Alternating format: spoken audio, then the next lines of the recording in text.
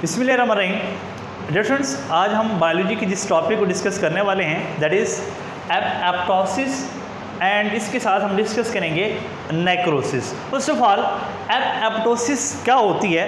Apoptosis is the programmed cell death, कि ये cell की वो मौत है जो एक प्रोग्राम्ड होती है, सेल मनसूबाबंदी के तहत क्या करता है? डेथ करता है। इंसान के अंदर 50 to 70 बिलियन सेल्स जो हैं वो डाई करते हैं। It's due to apoptosis. It's due to apoptosis.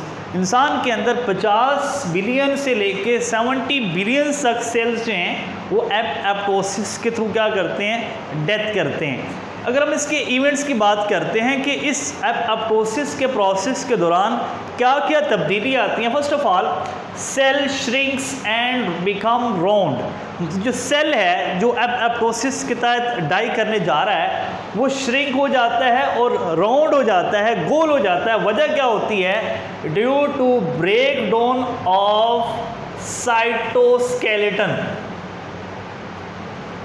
Cytoskeleton is the structure of cell that is involved in the maintenance of the shape of the cell. अब जब साइटोस्केलेटन नहीं है तो सेल की जो शेप प्रॉपर है वो नहीं रहेगी, सेल श्रिंक कर जाएगा और राउंड हो जाएगा। ठीक है। And the second one, chromatin condense. जो क्रोमाटिन मटेरियल है, जो जेनेटिक मटेरियल की किस्म है, वो कंडेंस करता है and nuclear envelope breaks.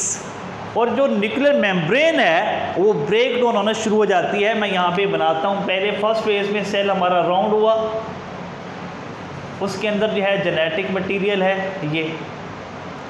Second phase में, सेकंड इवेंट में क्या हुआ? उसकी न्यूक्लियर मेम्ब्रेन जो है वो टूटना शुरू हो गई और वो कंडेंस हो गया क्रोमाटिन मटेरियल, ये कंडेंस हो गया।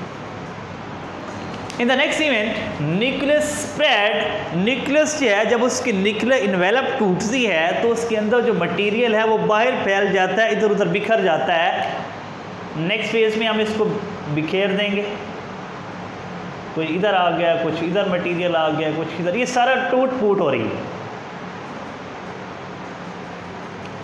इन the next event, cell membrane form irregular birds. Birds क्या होते हैं? बर्ड्स हम कहते हैं किसी भी चीज़ के ऊपर आउट ग्रोथ। जैसे ये सेल है, इसके ऊपर हम डिफरेंट आउट ग्रोथ बनाते हैं। इसके ऊपर ऐसे ऐसे ऐसे, यूं एंड यूं। These are the birds that is form due to plasma membrane और सेल मेम्ब्रेन। ठीक है।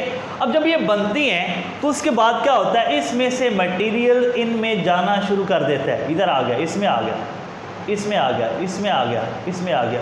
वो मटेरियल जो अंदर टूटा फूटा हुआ है, इधर उधर चल रहा है, वो इनके अंदर आ जाता है। अब नेक्स्ट फेज में क्या आता है? अब ये जो इरेगुलर बर्ड्स हैं वी कॉल्ड देम ब्लेब्स। हम इनको ब्लेब्स भी कहते हैं। नेक्स्ट इवेंट में क्या होता है? ब्लेब्स ब्रेक ऑफ। जो ब्लेब्स हैं वो सेल से ब्रेक ऑफ हो जाती हैं, यहाँ से अलग हो जाती हैं। ये यहाँ पे, ये साइड पे आ गई। नेक्स्ट पेज में ये सारी की सारी जो ब्लेब्स हैं यहाँ पे ये टूट के साइड पे हो जाती हैं। अब ये किधर जाती हैं? ये जो ब्लेब्स हैं, these blebs are eaten through a process by phagocytosis. ठीक है। फैगोसाइटोस्ट कर लेते हैं। जो नाइबरिंग सेल्स होते हैं, जो करीबी सेल्स होते हैं, वो इन ब्लेब्स को फैगोसाइटोसिस के थ्रू क्या करते हैं? इनगल्फ कर लेते हैं। बाद में उनको ब्रेक डाउन कर सके, उससे एनर्जी हासिल की जा सकती है। That is these are the events that happen during apoptosis. Next, causes of apoptosis. उसके अंदर सबसे जो बड़ी कॉज है दैट इज स्ट्रेस कंडीशन। अगर आप ज़्यादा देर स्ट्रेस कंडीशन में रहते हैं, आपके अंदर एपोप्टोसिस का प्रोसेस जो है वो होगा, जिससे क्या होगा, सेल्स की डेथ होना शुरू हो जाती है। इसी वजह से आपने देखा होगा जो लोग ज़्यादा स्ट्रेस में रहते हैं उनकी चेहरे पे झुर्रियाँ, फेस पे झुर्रियाँ रहती हैं, because they have lot of stress. उस स्ट्रेस की वजह से क्या होता है, बहुत सारे सेल्स जो है वो उसकी डेथ हो जाती है, उस वजह से झुर्रियाँ आना शुरू हो जाती हैं। एक काज ये भी है, नॉट ओनली वन कॉज, इस झुर्रियों की और भी बहुत सारी कॉज होती हैं। One cause is apoptosis. इसकी सिग्निफिकेंस क्या है, अहमियत क्या है एपोप्टोसिस की? The first one is removal of damage cell. हमारी बॉडी के अंदर वो सेल्स जो डैमेज हो चुके हैं, अब सही काम नहीं कर सकते, उनको क्या किया जाता है, रिमूव कर दिया जाता है बॉडी से थ्रू एपोप्टोसिस। क्यों? ताकि ये जो एक तो ये सही काम नहीं करेगा, दूसरा ये एनर्जी यूटिलाइज करेगा, न्यूट्रिएंट्स को यूटिलाइज करेगा। तो उससे बचने के लिए कि ये एनर्जी यूटिलाइज करे, न्यूट्रिएंट्स को यूटिलाइज करे, और ये काम तो इसने करना नहीं है, तो इस मकसद के लिए क्या किया जाता है, डैमेज सेल्स को रिमूव कर दिया जाता है। And the second one is differentiation of tools and fingers in embryo. Embryonic stage में क्या होता है स्टूडेंट्स, अगर आपको मैं अपना हाथ दिखाऊं, ये मेरा हाथ अगर देखें तो यहाँ पे ये फिंगर सेपरेटेड हैं, ये ऐसे।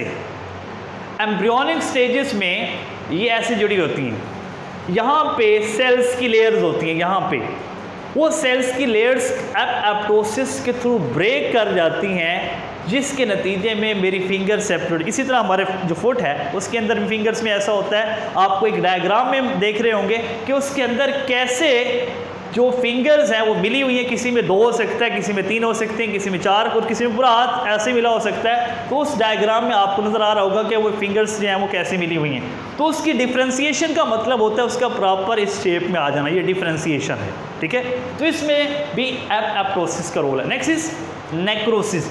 नेक्रोसिस क्या होती है, accidental death of cells and tissues. Cells और टिश्यूज की हादसाती जो मौत होती है उसको हम कहते हैं नेक्रोसिस। इसका डिफरेंस भी आता है एपोप्टोसिस एंड नेक्रोसिस। ये शॉर्ट में सिर्फ बता रहा हूँ, अभी लॉन्ग में भी ये पूरा है। Apoptosis is program cell death and necrosis is accidental cell death. इसकी कॉजेस क्या होती हैं, कोई इंजरी होगी आपको, infections, cancer, hypoxic environment. Hypoxic environment वो इन्वायरमेंट होता है जिसके अंदर लेस ऑक्सीजन होती है। लेस ऑक्सीजन, जब ऑक्सीजन की कमी होती है तो उस वक्त भी नेक्रोसिस होती है, सेल्स की डेथ होती है। लैक ऑफ वोंड केयर, अगर आपको जख्म है उसकी आप प्रॉपर केयर नहीं करते तो उस वक्त भी आपको नेक्रोसिस हो सकती है। And the next one is events. अब नेक्रोसिस के दौरान क्या तब्दीलियाँ आती हैं, एंजाइम जो हैं वो रिलीज होते हैं from lysosome. Lysome is the organelle, you know, lyso mean splitting and some mean bodies. ये वो बॉडीज होती हैं जो किसी चीज़ को तोड़ देती हैं। अब वो कैसे करती हैं, एंजाइम आते हैं जो लाइसोसोम सिक्रीट करता है। अब वो लाइसोसोम जो एंजाइम सिक्रीट करेंगे वो क्या करते हैं, सेल्स के कंपोनेंट्स को ब्रेक करना शुरू कर देते हैं, ठीक है। अब ये जो ब्रेकिंग होती है सेल्स की, उसके नतीजे में जो उसका मटेरियल है, अब ये सेल टूट गया, ये मटेरियल नेबरिंग सेल्स की तरफ जाता है। लेट्स सपोज ये सेल है, इसकी तरफ जाएगा। ये जो मटेरियल है ये इस सेल्स को भी डैमेज कर सकता है, बिकॉज ये हो सकता है किसी ज़ख़म के सेल्स की ब्रेकडाउन की वजह से हो, किसी इन्फेक्शन सेल्स की ब्रेकडाउन की वजह से हो। तो ये नेक्स्ट सेल्स में भी इन्फेक्शंस कॉज कर सकते हैं, जैसे कि इन केस ऑफ कैंसर होता है, ट्यूमर्स फैलते जाते हैं, मैलिग्नेंट ट्यूमर्स आपने पढ़े जो दूसरे टिश्यूज़ को भी क्या करते हैं, अफेक्ट करते हैं। तो these are the events that happen during necrosis. ये आपका पूरा टॉपिक बोर्ड के अंदर लॉन्ग क्वेश्चन में आया हुआ है और इसमें शॉर्ट क्वेश्चन भी है। एपोप्टोसिस और नेक्रोसिस का डिफरेंस, एक डेफिनेशन है, साथ आपने कोई और पॉइंट उसमें ऐड कर देना है सिग्निफिकेंस का, तो आपका शॉर्ट में हो जाएगा। ओवरऑल ये जो क्वेश्चन है ये लॉन्ग क्वेश्चन है। इसके रिलेटेड अगर आपका कोई क्वेश्चन है तो आप पूछ सकते हैं। Thank you.